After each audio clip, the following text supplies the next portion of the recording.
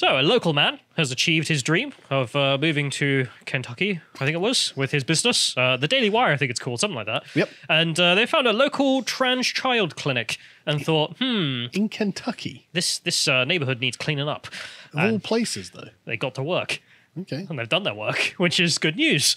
And we'll start off, of course, by mentioning Matt Walsh's video, What is a Woman? And the analysing of that by you and Harry here as a piece of premium content on lotus.com, because that's the other thing to keep in mind. Matt Walsh is having such a profound impact on the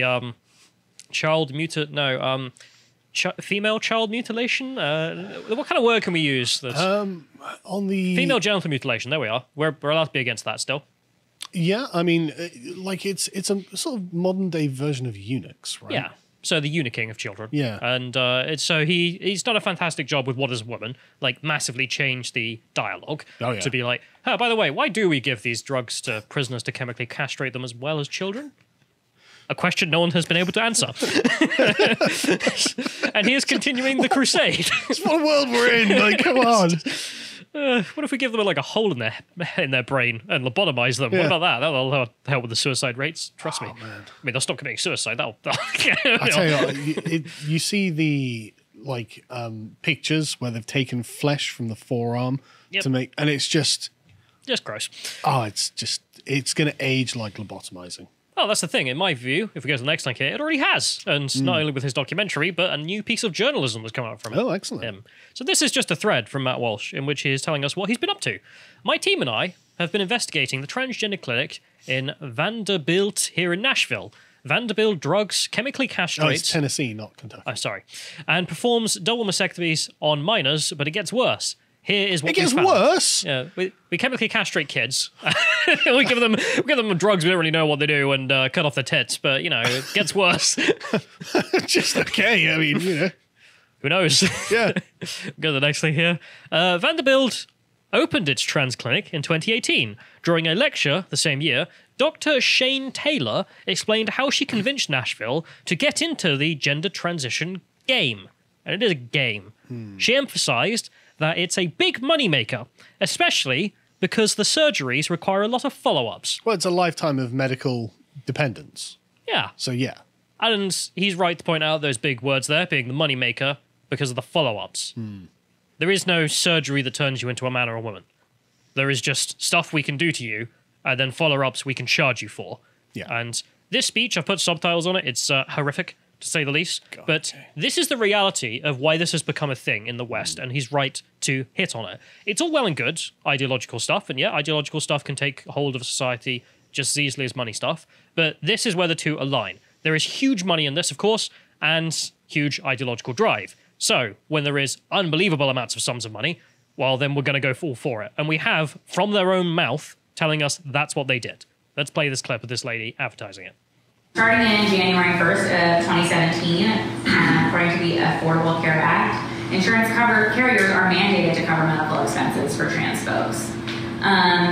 Some of our VUMC financial folks in October of 2016, starting a couple years ago, put down some costs of how much money we think each patient would bring in. And this is only including top surgery. This isn't including any bottom surgery. And it's a lot of money. These surgeries make a lot of money.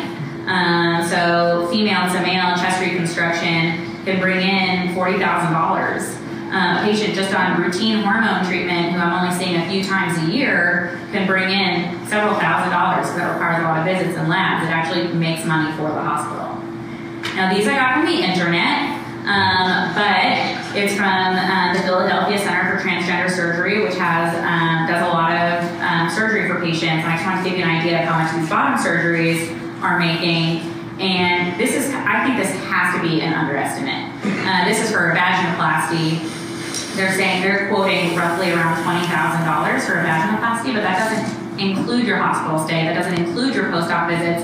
That doesn't include your anesthesia, your OR. So I would think that this has to be a gross underestimate. I think that's just like the surgeon's piece of it, which anybody who's ever been in the hospital knows that that's like 10% of it.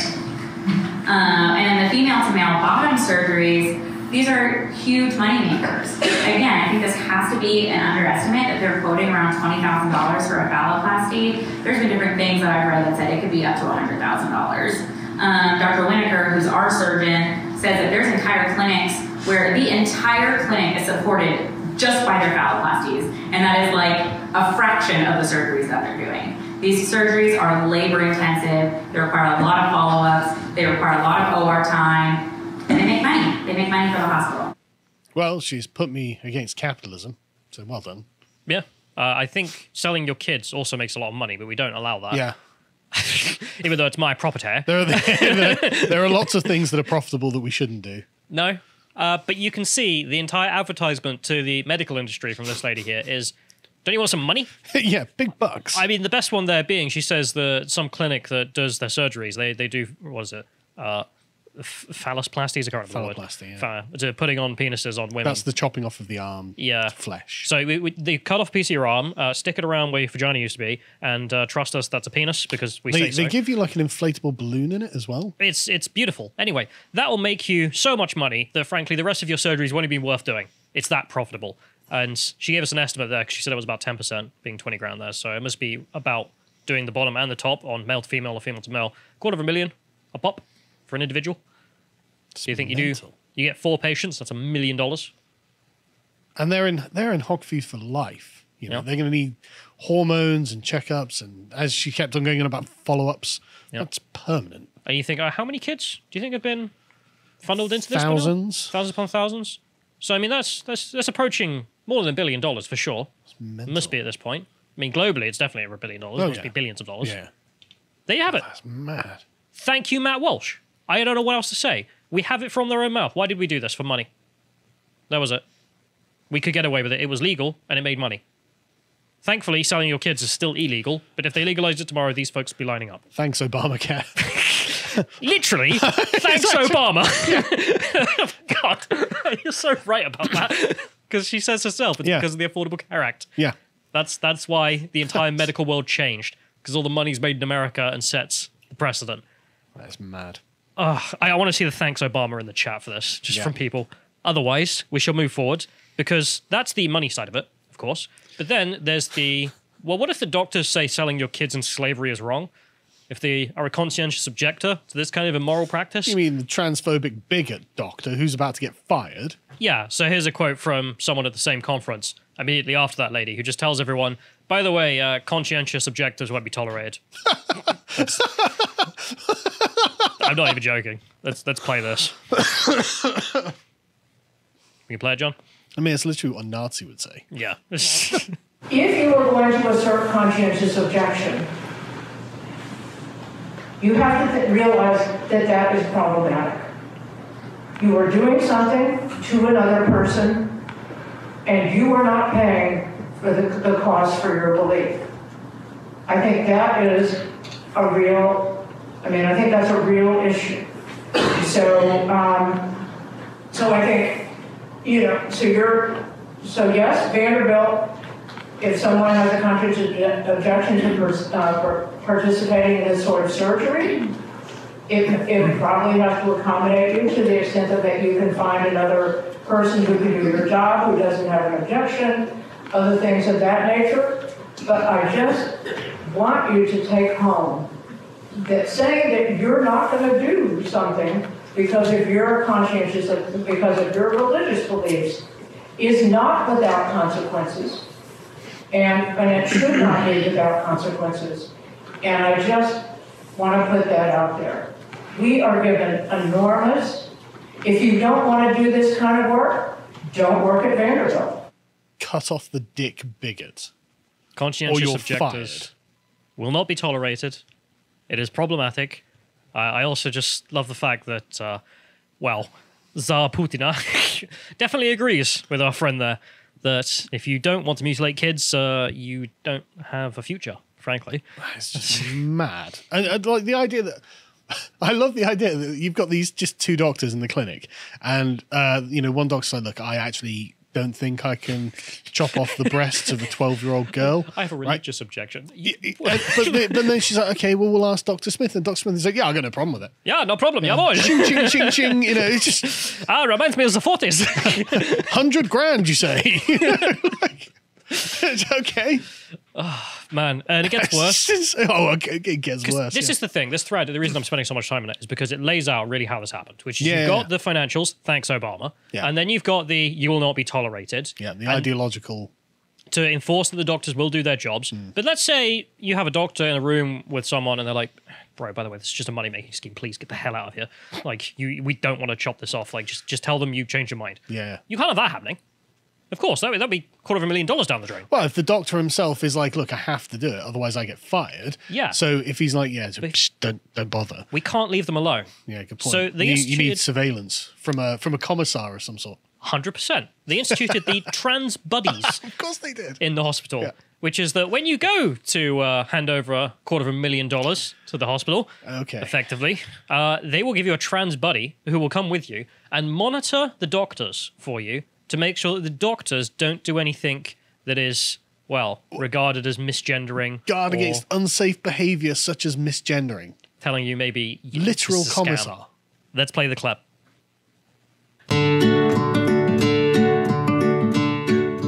My name is Sean Riley, and I am the program coordinator for Trans Buddy at the Program for LGBTQ Health at Vanderbilt University.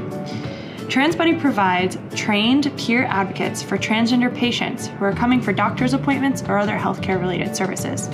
Whether you're looking for something that's related to medical transition, such as hormone therapy, or something completely unrelated, like breaking an arm or going to an ENT, we are here to help support any transgender patients that come through our doors.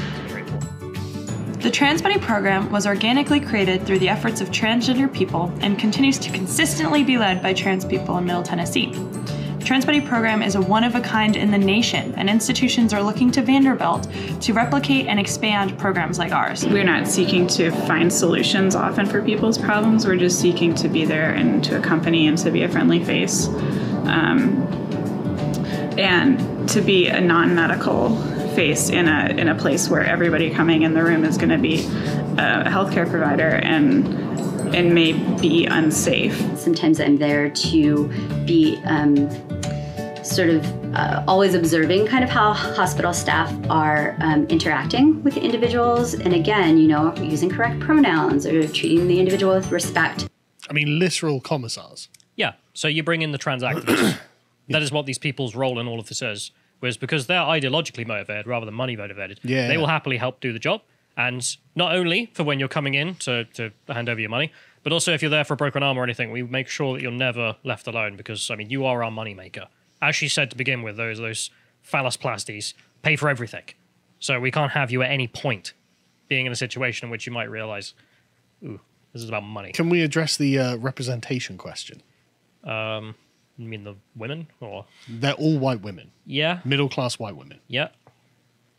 That's what they all are. Well, what are you going to do? Get the money from the working class? What are you, mad? Exactly. So there has to be some question of representation here, right?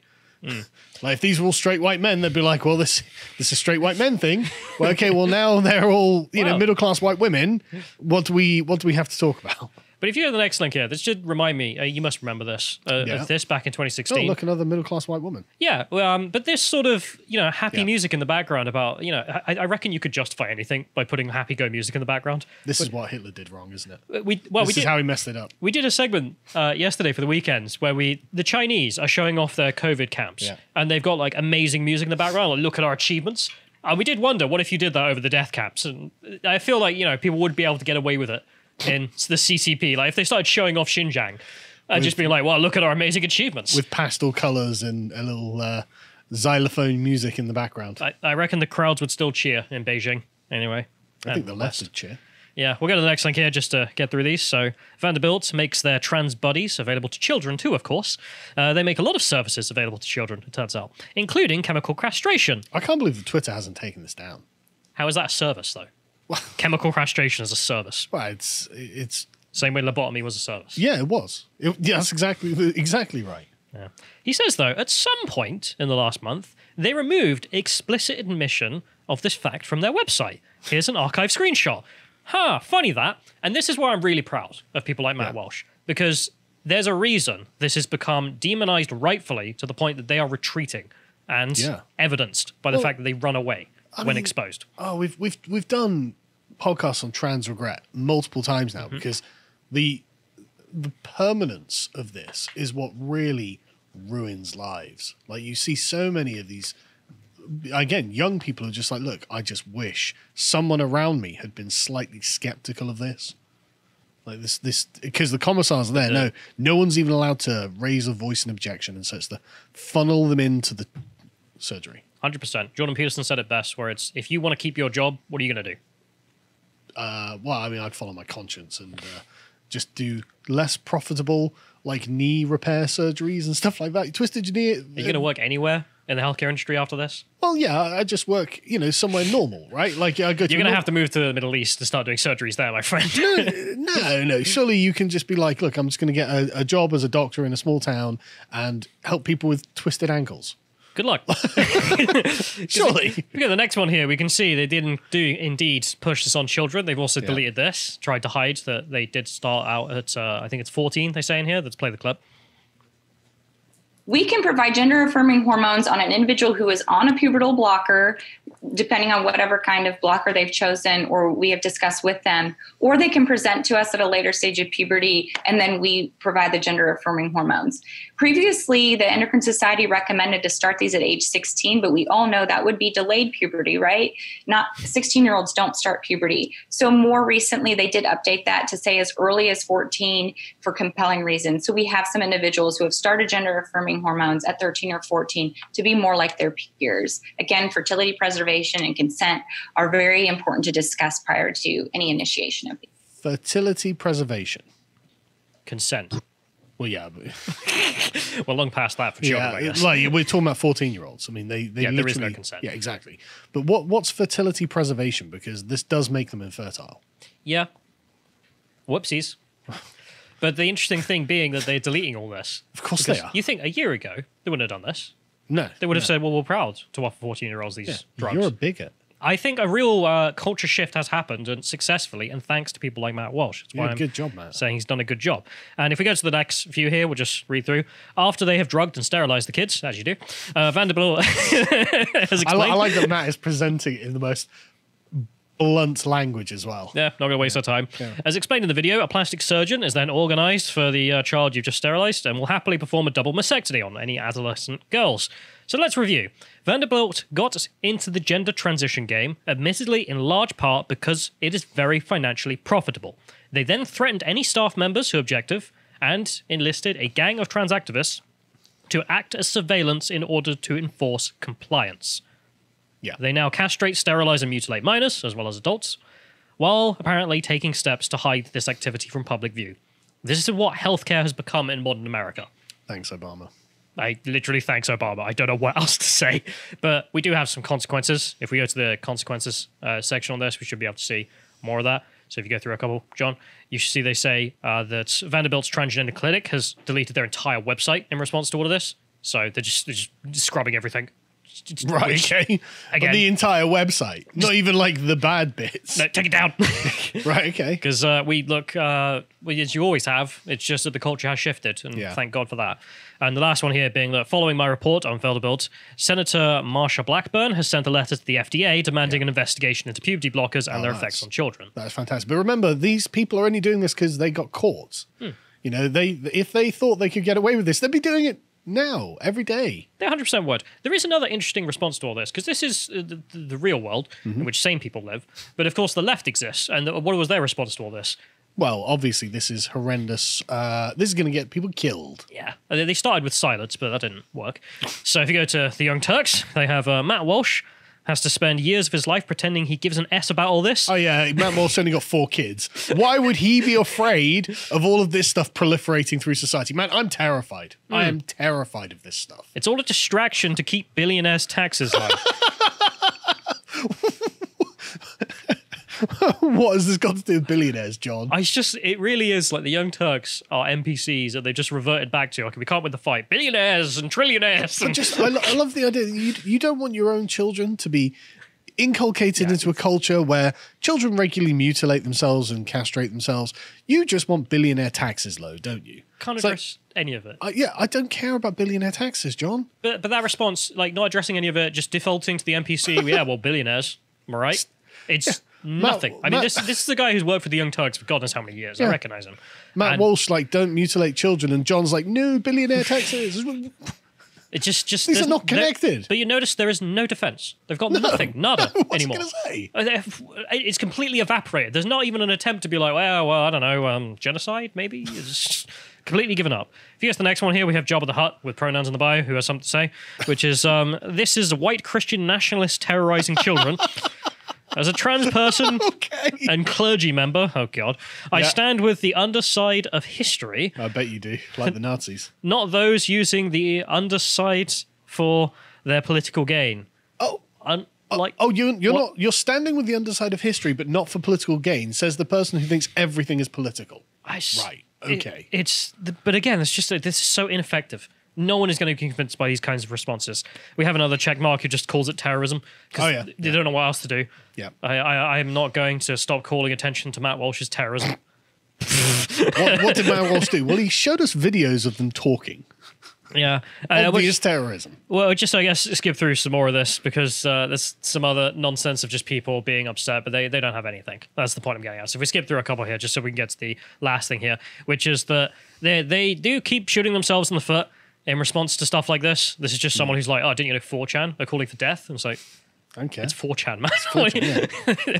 Who cares what happens on 4chan? Why are you going on 4chan just out of interest? She loves it there. Yeah. But we also just How do I know this wasn't you posting this, in fact? We don't. Exactly. Let me check the hard drive for that anime pic. But if we go to Matt Walsh's last post here, there's just something else I have to talk about, which is that woman face is a phrase I hadn't heard very regularly. And it's definitely a thing. And I suppose we'll enjoy what some of this is, which is definitely woman face. Day 66, being a girl, and today I'm in nature. Trees, I love them. Water, lakes, I love them. Heels, they're my hiking heels. I love them. Okay, come on. Bridges, love them. Coconut water, love it. Not an ad, just love it. Wind turbine, love it. Meadows, love them.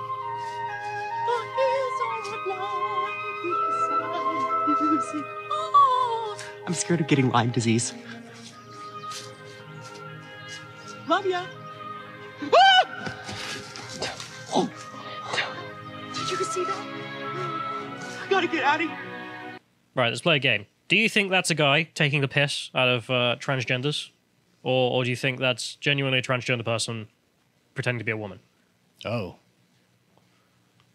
Dun, dun, dun, dun, dun, dun, dun, dun. That's going to be taking the piss. No, it's not. It's real. Oh, okay. If we go to the next one here. Yeah, no, that's genuine. I mean, remember, there's that. I thought that was genuinely a parody. Yeah, I did too. I had to check it out. It was the woman moment at the end with the bug that I was like, right, no, that's definitely a parody. I mean, it just looks like if we put on a really camp voice pretending to be gay. And no, I really think the term woman face is something that should start being used more commonly because it reflects reality. But there you have it. Local man doing his duty and actually dealing with, well... Godspeed, Matt Walsh. the problems in his neighborhood. So good for him. Salutes in the chats and thanks, Obama. If you appreciated that segment from the podcast of the Lotus Eaters, you can go to lotuseaters.com to get access to all the premium content we have on the site, such as the live hangouts we do with premium members, this one on our Cyberpunk Dystopia Part 3. And if you want to find out what else we're putting out, you can follow us on Getter at lotuseaters_com on Getter. Thank you and goodbye.